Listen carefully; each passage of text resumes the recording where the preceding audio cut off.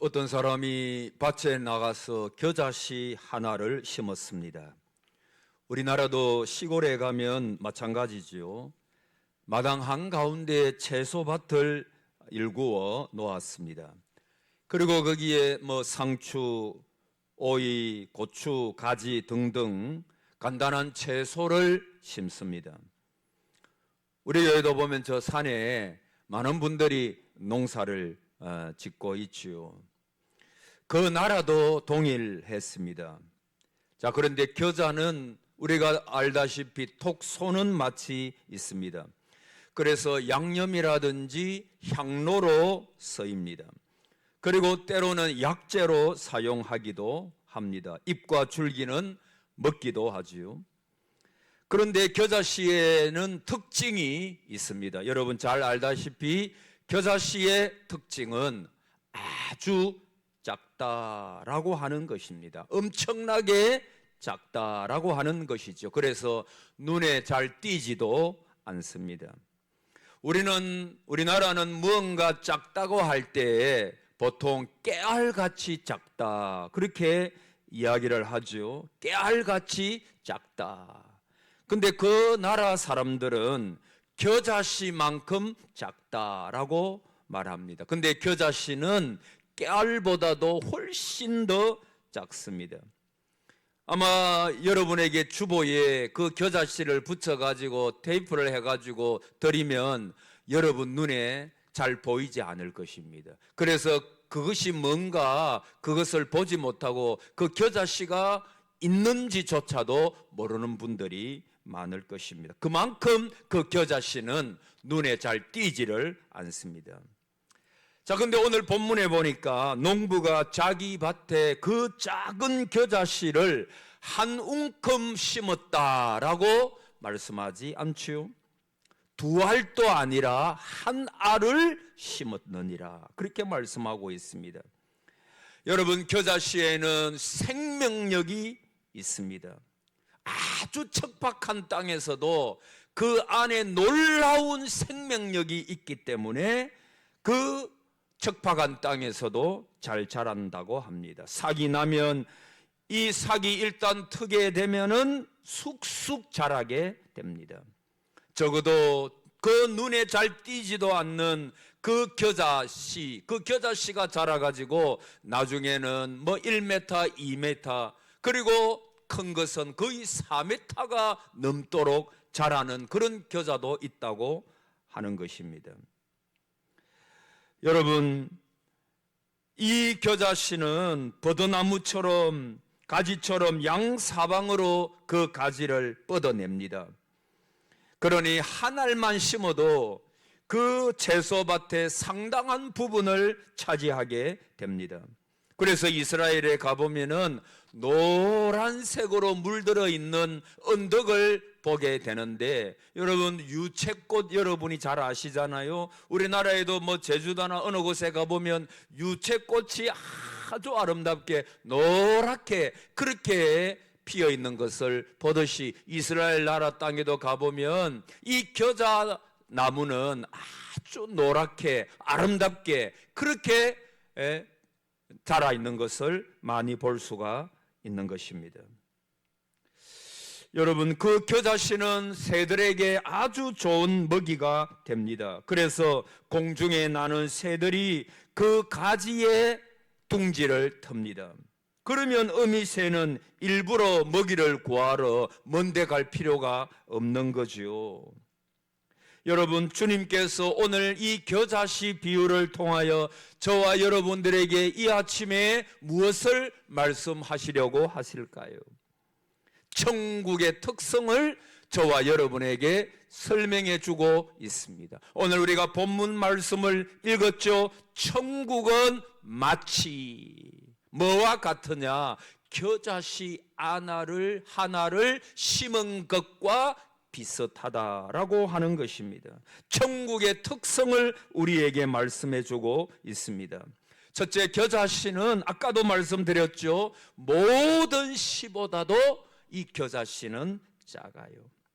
여러분, 근데 사실은 겨자씨보다도 더 작은 씨가 있다고 합니다. 그러나 그 당시에 예수님께서 모든 사람들이 알아들을 수 있는, 그래서 예수님께서 비유로 말씀을 많이 하시는데 어려울 거 하나도 없습니다. 모든 사람들이 겪고 있는, 보고 있는, 알고 있는 것을 들어가지고 예수님께서 비유로 말씀하신 경우가 참 많아요. 그러니까 그 당시에 그 이스라엘 사람들은 겨자씨는 모든 씨보다도 더 작은 씨라고 하는 그러한 생각이 있었기 때문에 예수님께서 천국에 대하여 이 겨자씨로 말씀을 하셨던 것입니다.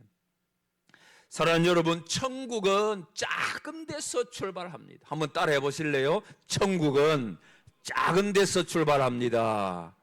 여러분, 천국은 정말 작은 것처럼 보이고 우리에게 주목되지 않는 것처럼 보이는 그러한 곳에서부터 천국은 시작이 된다는 것입니다. 여러분, 주님보다도 앞서 와서 주님의 길을 예비했던 사람이 누구예요? 세례 요한입니다. 세례 요한이 광야에서 외치기를 회개하라, 천국이 가까워하느니라. 세례 요한의 설교는 하나밖에 없었습니다. 천국이 가까웠으니까, 하나님의 나라가 가까웠으니까 빨리 회개하라. 이것이 바로 세례 요한의 그 말씀이었습니다. 여러분, 천국이 가까웠다는 말이 뭐죠? 주님께서 이미 오셨다는 것입니다. 여러분, 주님께서 오심으로 인하여 천국은 이미 세상에 시작된 것입니다. 여러분, 예수 그리스도를 안 믿는 분이 예수 그리스도를 믿게 되면 그 마음속에 우리 주님께서 들어가십니다. 그와 함께 하십니다. 여러분, 천국이라고 하는 것, 하나님의 나라라고 하는 것은 하나님의 통치가 이루어지는 곳입니다. 오늘 여러분이 다 예수 그리스도를 영접하셨고 저도 예수 그리스도를 영접했습니다. 그러면 우리의 이 마음, 우리의 삶, 우리의 모든 일생은 하나님께서 통치하시는, 하나님께서 주권을 가지시고 통치하시는 하나님의 나라가 되는 것입니다. 여러분의 일생이 하나님의 통치 속에서 살아가게 된다는 것입니다. 여러분, 천국은 주님에게서부터 시작이 됐습니다. 자, 그런데 그 시작은 너무나 미미합니다. 그래서 요한복음 1장 46절에 나다나엘이 빌립에게 이렇게 말했죠. 나사렛에서 무슨 선한 것이 나겠느냐? 나사렛 예수 그리스도께서 자라시던 곳입니다. 그 갈릴리 바다를 끼고 있는 갈릴리 호수 옆에 있는 곳 나사렛이십니다. 근데 여러분, 그 나사렛은 아주 작은 동네였지요. 그야말로 촌동네였습니다. 그래서 나다나엘이 빌립에게 그 촌동네 나사렛에서 무슨 선한 것이 나겠느냐? 여러분, 당시 사람들이 보기에도 주님은 시골에서 목수의 일을 하면서 살아가던 무명의 존재였지요. 곧 겨자씨와 같은 존재에 지나지 않아 보이는 것이 바로 예수님 모습이었습니다. 여러분, 주님의 제자들도 한번 생각해 보십시오. 그 수가 고작 12명이었습니다. 그런데 한 명은 탈락했습니다. 그들은 우리 잘 알고 있지 않아요? 배운 것도 별로 없었습니다. 또 그들은 가진 것도 별로 없었습니다. 사회적인 지위도 높지 않았습니다. 그런데 주님께서 그 12명의 제자를 데리시고 다니시면서 하나님의 나라를 건설하겠다고 외치시고 설교하시고 다니시니까 그 당시에 많은 종교 지도자들, 서기관, 바리새인들은 한마디로 말하면 웃긴다, 그렇게 생각했을 거예요. 우습게 여기는 거예요.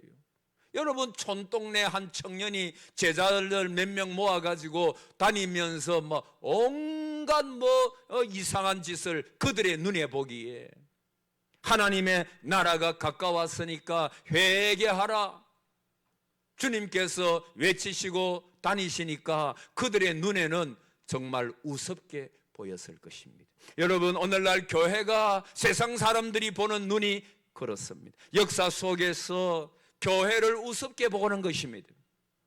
하나님의 놀라운 은혜가 넘치고 구원의 역사가 일어나고 있는 영원한 세계로 우리를 안내하고 있는 이 귀하고 귀한 피로 사신 하나님의 교회를 세상 사람들은 모르니까 우습게 여기는 것입니다. 함부로 교회에 대하여 비판하고 성도들을 핍박하고 비판하는 것입니다. 그래서 누가복음 17장 20절에 보면 그들이 종교 지도자들이 질문하기를 하나님의 나라가 어느 때에 임합니까? 라고 물었습니다. 그때 주님께서 바로 말씀하셨죠. 하나님의 나라는 볼 수 있게 임하는 것이 아니라 또 여기 있다 저기 있다 말하지 못하리니 하나님의 나라는, 따라하세요, 너희 안에 있느니라. 너희 안에 있다, 안에 있다. 너희 속에 하나님의 나라, 너희 속에 이 말은 하나님을 영접한 사람들 속에는 누구라도 하나님의 나라가 이미 그 속에서 이루어져 나가고 있다라고 하는 말씀인 것입니다. 여러분, 주님에게서 하나님의 나라는 이미 시작이 되었습니다. 그런데 하나님의 나라는 볼 수 있게 임하는 것이 아니라, 왜 볼 수 있게 임하는 것이 아닐까요? 하나님의 나라는 영적인 나라이기 때문입니다. 그러나 주님께서 이 말씀을 하실 때 또 하나의 이유가 더 있다라고 생각합니다. 그것은 그 당시로선 백성들의 수가 너무 작았기 때문입니다. 예수 그리스도를 영접한 사람들 너무나 미미했기 때문입니다. 다시 말하면 겨자씨처럼 보였기 때문입니다.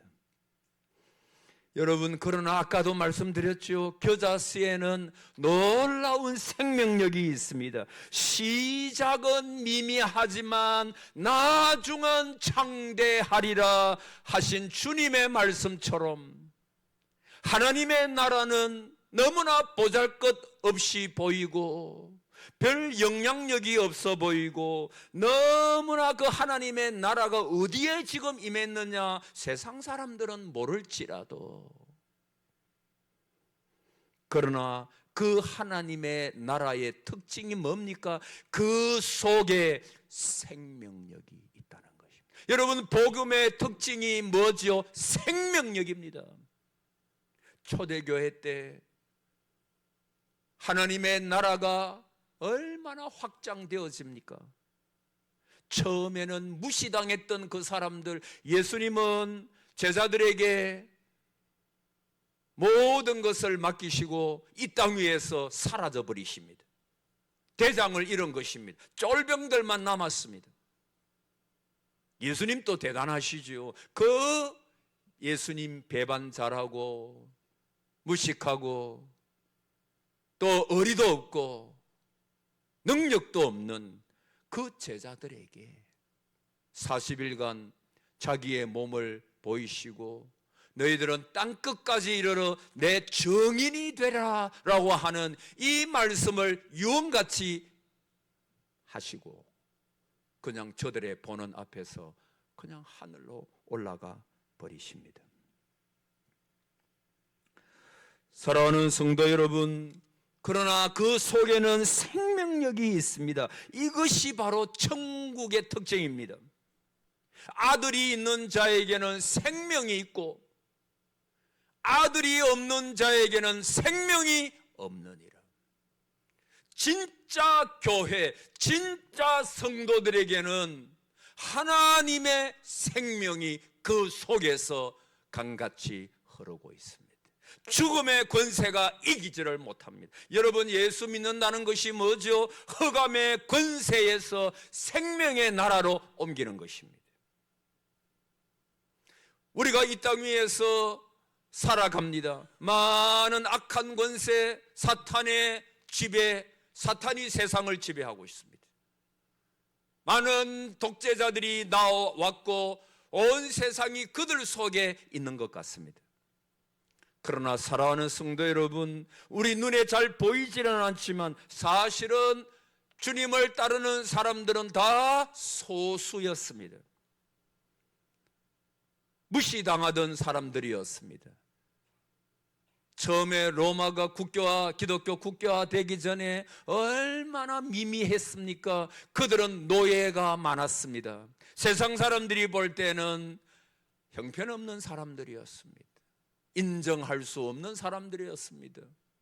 그러나 하나님의 나라, 그 백성들 속에 성령의 능력, 생명력이 그들 가운데 있었기 때문에 이 나라는 점점 자라나기 시작했습니다.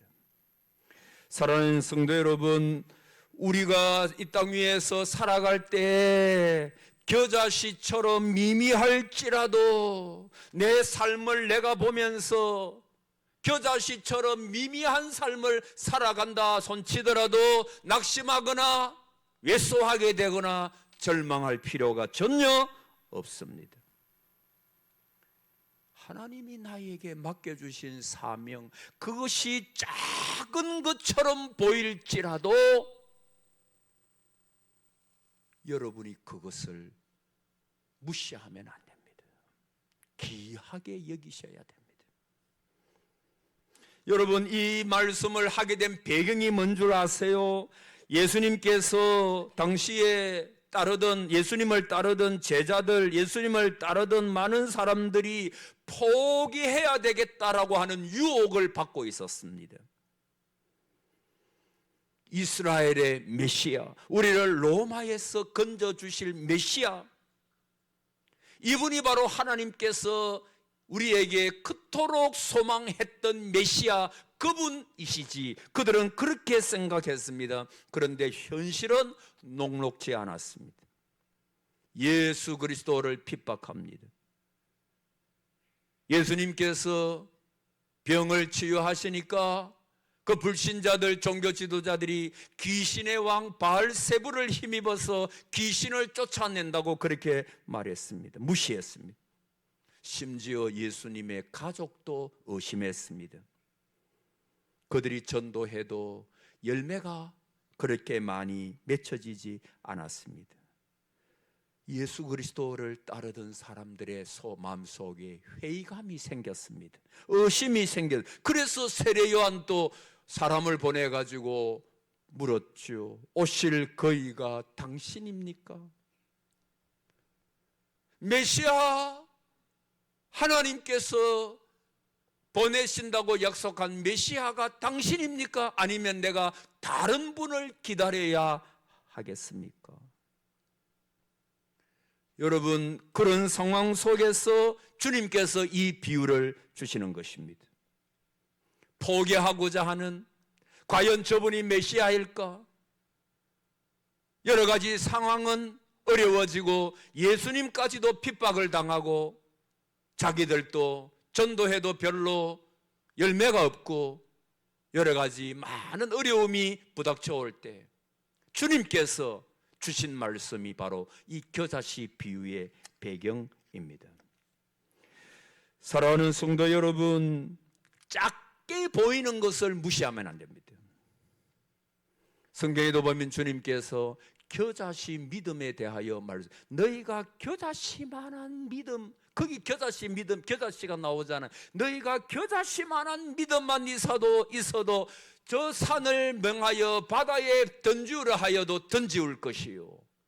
겨자씨 믿음만 있으면 산을 막 옮긴다는 것입니다. 예수님께서 한 번은 성전에 들어가셨습니다. 사람들이 헌금함에 헌금을 넣고 있습니다. 부자는 많이 넣었습니다. 가난한 가부는 2렙돈, 그 당시에 렙돈은 가장 단위가 낮은 그러한 화폐 단위입니다. 그러니까 2원, 20원 그런지 모르겠습니다. 근데 주님께서 말씀하셨죠. 과부가 가장 많이 헌금했다. 저는 생활비 전부를 넣었다. 자, 거기서도 보니까 주님께서 작은 것이라도 귀하게 보시는 거예요. 과부의 그 작은 헌금을 우리 주님께서 칭찬을 하십니다. 여러분, 아까도 말씀을 드렸지요. 이 주님께서 이 땅 위에서 하신 사, 여러분, 주님 그분이 바로 겨자씨이십니다. 겨자씨 비유를 말씀하신 그분께서 겨자씨였습니다. 세상 사람들이 알아주지 않아 나사렛에서 무슨 선한 것이 나오겠느냐? 우리 주님께서는 정말 농촌에서 한 목수의 아들로 또 목수로서 그렇게 살아가셨습니다. 그러나 여러분, 그 주님께서 십자가에 돌아가심으로 그 골고다 언덕에 겨자씨 한 알이 떨어져 죽었습니다. 여러분, 얼마나 많은 사람들이, 그래서 초대교회에 어떤 일이 일어났습니까? 3,000명이 세례받는 역사가 일어났습니다. 여러분, 그 당시에 3,000명 엄청난 숫자, 그리고 남자만 5,000명이 예수 그리스도를 일시에 영접하는 역사가 일어났어요. 그 다음에는 셀 수 없는 사람들이 하나님을 영접하게 되는 그런 놀라운 역사가 일어났어요. 그것은 이제 온 유대와 사마리아와 땅끝까지, 여러분, 우리 한국에까지 이 복음이 심어졌습니다. 오늘날 전 세계에 얼마나 많은 사람들이 복음을 믿고 주님을 영접했는지 모르는 것입니다. 사랑하는 성도 여러분, 가장 작은 시입니다. 오늘 저와 여러분 또 한번 생각해 보십시오. 우리는 겨자씨 같은 존재입니다. 아니, 목사님, 나는 그래도 좀 세상에서 많이 배웠고 어느 정도 돈도 있고 또 세상에 나가면 뭔가 인정도 받는데 왜 저보고 겨자씨라고 말합니까? 아니에요. 여러분, 우리가 진짜 예수 그리스도를 영접하고 나면 우리가 하나님 앞에 섰을 때 내놓을 게 뭐가 있어요? 천국은 누가 들어간다고 그랬어요? 어린 아이처럼 된 사람. 여러분, 우리가 정말 예수 그리스도를 영접하게 되면 내 자신의 얼마나 무익하고 내가 연약한 존재이며 하나님의 은혜가 없으면 하루도 살아갈 수가 없는 그러한 겨자씨와 같은 존재구나라고 하는 것을 고백하지 않을 수가 없는 것입니다. 그러므로 우리는 하나님 앞에 그냥 은혜를 구할 수밖에 없는 존재. 여러분, 겨자씨가 자라나려고 하면, 우리같이 연약한 사람이 이 땅 위에서 살아가려고 하면 하나님의 은혜가 정말로 필요한 것입니다. 대단한 사람들이야 자기 돈으로 살죠. 자기 권력으로 살죠. 세상의 것들을 자랑하며 살죠. 그러나 저와 여러분은 사실 하나님 앞에서 겨자씨와 같은 존재. 그러므로 하나님의 은혜가 너무나 필요한 사람들, 그것이 바로 저와 여러분이. 그래서 우리는 따라합시다. 하나님의 은혜를 받아야 합니다. 은혜가 아니면 한시도 살아갈 수 없는 존재. 왜? 겨자씨와 같은 무능한, 미미한. 여러분, 하나님의 나라에서 하나님이 사용하시는 사람이 누구였습니까? 부자였습니까? 세상에서 잘 나가는 사람들이 아니요, 가난한 자를 택하였습니다. 무능한 자를 하나님께서 택하십니다. 세상에서 별로 인정받지 못하는 사람들을 주님은 택하십니다. 그리고 그를 통하여 하나님의 일을 하기 시작하는 것이 하나님 나라의 특징이요, 하나님의 일하시는 방식입니다. 그러므로 사랑하는 성도 여러분, 우리가 이 땅 위에서 살아갈 때 이 말씀을 준 배경처럼 너무나 세상이 어렵고 광야와 같은 세상이라서 우리는 포기하고 자빠지고 그만두고 싶은 때가 얼마나 많습니까? 여러분, 일상이라고 하는 것이 뭐가 그래 재밌습니까? 그냥 직장 나가야 되고 일해야 되고 자식 키워야 되고 또 중간중간에 어려움도 많고, 여러분 신나서 직장 가는 사람이 몇 명이겠어요? 아니요, 또 그런 분이 있을 수 있죠. 야, 나는 직장 가는 게 막 너무 신난다 하고 가는 분도 있겠지만, 그러나 제가 볼 때는 대부분이 그만둘 수도 없고, 자식 생각하니까, 가정을 생각하니까 그만둘 수도 없고, 또 뭐 신나서 내가 하는 것도 아니고 그냥 일상을 사는. 근데 여러분, 그 일상 속에 하나님의 은혜가 있는 것 여러분 아십니까? 별거 아닌 것 같지요. 내가 어쩔 수 없이 내가 직장에 나가는 것 같이 느껴질 때도 있지요. 그러나 여러분, 일상이 은혜고 일상 속에 하나님의 은혜가 넘치고, 여러분 우리가 기도해야 될 게 뭐죠? 하나님, 저와 여러분이 뭐 대단한 일을 하는 게 아니잖아요. 먹고 살기 바쁘잖아요, 솔직히 말하면. 또 어떤 때는 병들고, 어떤 때는 힘들고, 어떤 때는 내가 감당치 못할 것 같은 것들이 물밀듯이 오는 것이, 그게 인생입니다. 갑자기 오는 것입니다. 여러분, 갑자기 병이 드는 것입니다. 갑자기 내 가정에 풍파가 일어나는 것입니다. 갑자기 어려움이 다가오는 것입니다. 우리가 그때 하나님의 은혜가 필요해요. 하나님의 은혜. 우리의 일상에, 우리의 가정에, 우리 교회에. 그래서 우리는 날마다 은혜의 보좌 앞으로 담대히 날마다 나아가야 합니다. 우리같이 평범한 겨자씨와 같은 연약한 자가 하나님의 은혜가 아니면 어떻게 일생을 믿음으로 살아갈 수가 있겠습니까? 자빠지고 넘어지고 포기하고, 그게 우리예요. 우리는 미미한 자요, 우리는 연약한 자입니다. 그러나 사랑하는 성도 여러분, 하나님은 내가 미미하고 연약하고 부족하고 그래도 우리를 귀하게 보십니다. 할렐루야. 우리를 귀하게 보십니다. 여러분, 큰일 하려고 하지 마십시오. 일상의 하나님의 은혜를 간구하면서 하루하루를 살아가십시오. 신나지 않아도,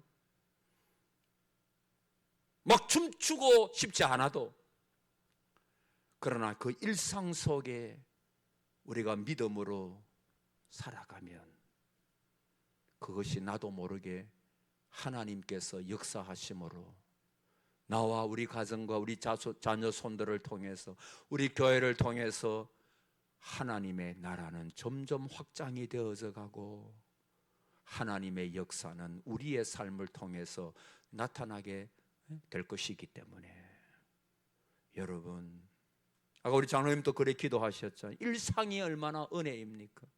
일상이 은혜예요. 여러분, 저와 오늘 여러분이 이 교회 나온 것이 은혜인 줄 믿으시기 바랍니다.